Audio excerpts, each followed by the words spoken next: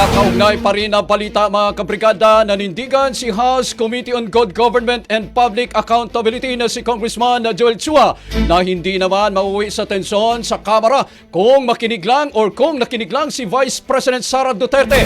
Sa panayam ng Brigada News FM Manila kay Chua, dinepensahan din ito ang kanilang desisyon na ilipat si OVP Chief of Staff Atty. Zulaika Lopez ng pasilidad.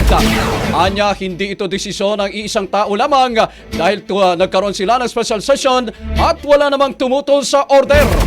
Siguro kung hindi naman po sana humantong sa ganitong sitwasyon, kung sumunod lamang po sana sa security protocol ng ating Vice Presidente at wala po siguro tayong mga dapat na naging concern kagaya po ng security risk. Sa totoo lang, kung sa simula pa lang sumunod na po siya sa protocol, siguro wala po tayong naging issue tungkol dito. Inilatag din ni Chua ang mga demands ni VP Sara na sa tingin nila ay isang security risk. Kaya na lang nito ang pagpananatili ng Pangalawang Pangulo at matulog sa Kamara. Pati na rin ang pagdadyagin nito sa loob ng Kamara.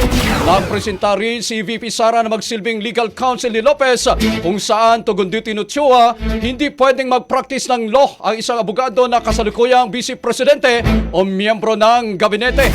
Pinayagan naman po namin siya na bumisita kasi ang una po niyang hinihiling ay matulog sa mismong detention center. Yun po ay hindi namin pinayagan. At ang isa naman pong request ay po pwede siyang mag-jogging sa vicinity ng compound ng House of Representatives. Alarming po sa amin yun dahil napaka-high profile po ng ating Vice Presidente. Sa ngayon mga kabrigada, wala pa rin sila napag-usapan kasama ang kanyang mga co-members ng panel para sa magiging susunod nilang hakbang sa issue. Sa araw ng Lunes, ipagpatuloy ng komite ang pagdinig hinggil sa dimanoy maling paggamit sa budget ng OVP. Rapido, kada balita nationwide.